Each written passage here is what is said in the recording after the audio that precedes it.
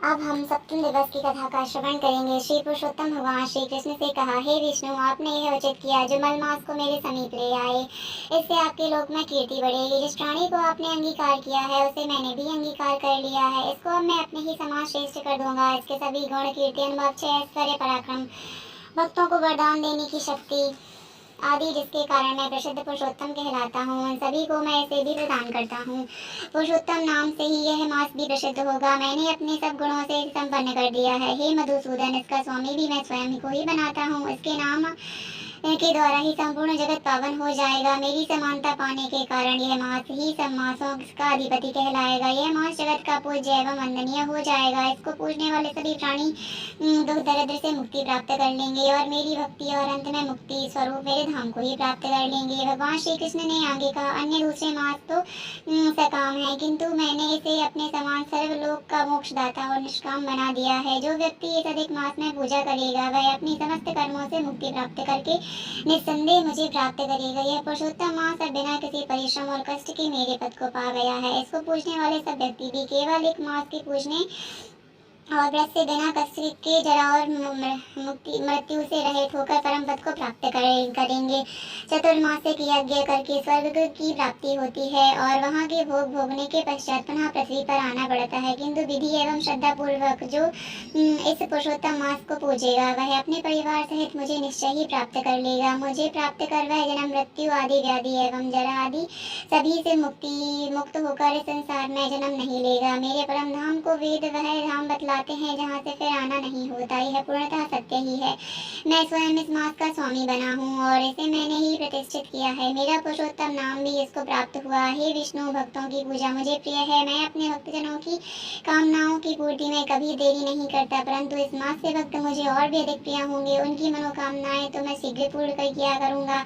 जो महाज्ञान से घिरे व्यक्ति हैं वे जब दान नहीं करेंगे, सत्कर्म नहीं करेंगे और देव विप्र तथा तीर्थों से शत्रुता करेंगे, वे दुराचारी और दुष्ट व्यक्ति कभी सुखी नहीं होंगे, चिर दुखी होंगे, वे दुष्ट और दुर्भागी होकर जन्म लेंगे। जो मूर्ख जीव इस अधिक मास की उपेक्षा करेंगे, इसमें धार्मिक कार्य संपन्न नहीं करेंगे, वे नरक में जाएंगे। जो तृतीय वर्ष के पश्चात आने वाले अधिक मास में इन धार्मिक आचरणों को नहीं करेंगे, वे कुंभी पाप नरक को प्राप्त होंगे। इस संसार में जन्म लेकर वे पुत्र, पौत्र, स्त्री आदि के महान दुख रूप दावानल में पड़कर जलेंगे। अंत में भगवान श्री कृष्ण ने कहा, जो भी इस पुरुषोत्तम मास में मेरी भक्ति पूर्वक पूजा अर्चना करेगा वह संपत्ति, पुत्र, पौत्र आदि सभी सुखों को भोगता हुआ अंत में मेरे गोलोक धाम को प्राप्त करेगा। हे रमापति, इस मास के विषय में आप चिंता ना करें। आप वैकुंठ लोक पधारें और इसको भी अपने साथ ही ले जाएं। श्री नारायण बोले। इस प्रकार विष्णु भगवान श्री कृष्ण के मधुर वचनों को सुनकर अधिक मास को अपने साथ लेकर गरुड़ पर विराजमान होकर वैकुंठ को पधारे। इति श्री पुरुषोत्तम मास महात्म्य अधिक मास ऐश्वर्य प्राप्ति नाम सप्तम अध्याय संपूर्ण। बोले पुरुषोत्तम भगवान की जय।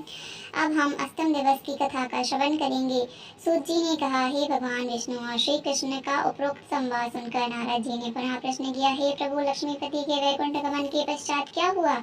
वह संपूर्ण वृतांत कृपा करके मुझे सुनाइए। इस प्रश्न से भगवान बद्रीनाथ प्रसन्न होकर बोले, हे लक्ष्मीपति ने पुरुषोत्तम मास को अपने वैकुंठ में ही निवास दे दिया। तब वह स्वर्ग का निवासी और सब मासों का अधिपति होकर सानंद भगवान विष्णु के साथ निवास करने लगा। इसके पश्चात धर्मराज युधिष्ठिर और द्रौपदी की ओर देखते हुए भक्तवत्सल भगवान श्री कृष्ण अर्जुन से कहने लगे, हे पार्थ, मुझे विदित है कि आप लोगों ने वन में आकर कष्ट सहे हैं, इसी से आपको पुरुषोत्तम मास का ध्यान नहीं रहा। वृंदावन में श्री कृष्ण का प्रिय पुरुषोत्तम मास आदर नहीं पा सका। व्यास जी से शिक्षा प्राप्त करने हेतु युद्धशील अर्जुन भी उस मास में इंद्र काल पर्वत पर तप करने चले गए। इसके विछोद से दुखी होकर आप लोगों ने भी अज्ञानता से ही पुरुषोत्तम मास व्यतीत कर दिया। यह सब भाग्यवश ही हुआ है। मैं आपके दुखों को दूर करने के इतिहास के साथ कहता हूँ, तुम अब ध्यान लगाकर सुनो। श्री कृष्ण बोले, यह द्रौपदी पूर्व जन्म में एक विद्वान ब्राह्मण की पुत्री थी। बाल्यावस्था बीतने पर यह युवती हुई। इसके नेत्र बड़े सुंदर हो गए और रूप निखर गया। यह चतुर्गुणी और अत्यंत सुंदर थी। पिता की अति प्यारी थी। पिता उसकी पुत्र की भांति पाला पोसा था और कभी उसकी उपेक्षा नहीं की थी। वह साहित्य, शास्त्र और नीति से मैं पूरी तरह से निपुण थी। माता की मृत्यु पहले ही हो गई थी। इसमें उससे पिता ने ही पाला पोसा था। पड़ोसियों और सखियों का सुख देखकर भी वह पति और पुत्र आदि की कामना करने लगी। विचार करती रहती थी कि ऐसी गुड़ी और भाग्यशाली पति और पुत्र आदि मुझे भी किस प्रकार प्राप्त होंगे। उस जन्म में इसके विवाह की व्यवस्था इसका पिता नहीं कर पाया, इसलिए हर समय यही सोचती रहती थी कि अब क्या किया जाए, किस देव की उपासना की जाए, किस मुनि के समीप जाऊं, कौन सा तीर्थाटन करूं। मेरा भाग्य क्या सोया हुआ है, कोई मुझे पत्नी रूप में अंगीकार क्यों नहीं करता। इतने विद्वान होने पर भी मेरे पिता भाग्य दोष से ही मुझे मूर्ख बने हुए हैं, जो विवाह के वय होने पर भी मेरे लिए उपयुक्त वर नहीं ढूंढ रहे। मैंने अपनी सखियों में प्रमुख बनी हुई हूँ, किंतु फिर भी कुमारी हूँ। मेरी सखियों को स्वामी का सुख अनुभव हो रहा है, वैसा मुझे क्यों नहीं हो रहा है। इसी से मुझे अत्यंत क्लेश है। इसी प्रकार इच्छाओं के समुद्र से चिंतातुर होकर वह कन्या मोह और शोक के सागर में हर समय डूबी रहती थी।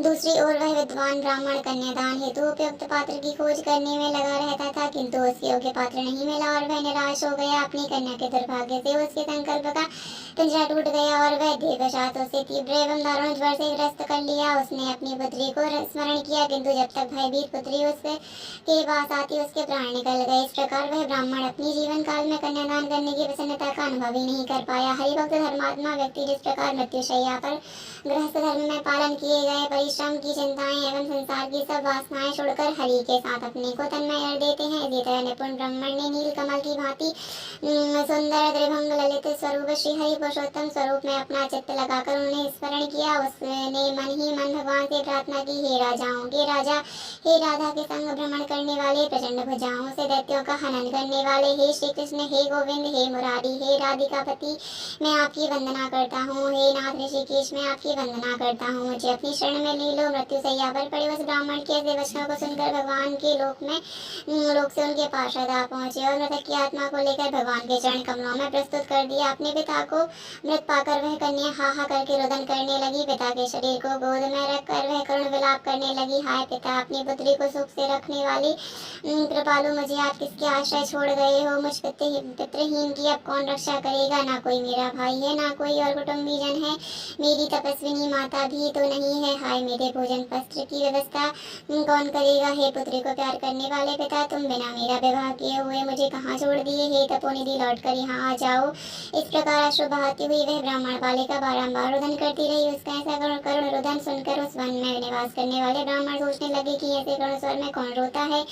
तो पता लगा कि ब्राह्मण की पुत्री रोती है। उसका पिता मृत्यु को प्राप्त हो गया था। सो सब एकत्रित होकर विलाप करते हुए इस ब्राह्मण बालिका के निकट पहुंचने और रुदन करने लगे। अंत में उन्होंने उस बालिका की गोद से मृतक शरीर को उठाया और काष्ठ आदि से चिता बनाकर शिवालय के निकट शमशान में उसकी अंत्येष्टि कर दी। उसके पश्चात दुखी ब्राह्मण बालिका को धीरज बनाकर सब अपने अपने निवास स्थान को लौट गए। बालिका ने पिता के साथ सभी दैहिक विधानों से यथाशक्ति व्यय किया और उसी वन में अपने पिता विछोह से दुखी रहने लगी थी। श्री पुरुषोत्तम मास मातम में कुमारी विलाप नाम अष्टम अध्याय संपूर्ण। बोले पुरुषोत्तम भगवान की जय।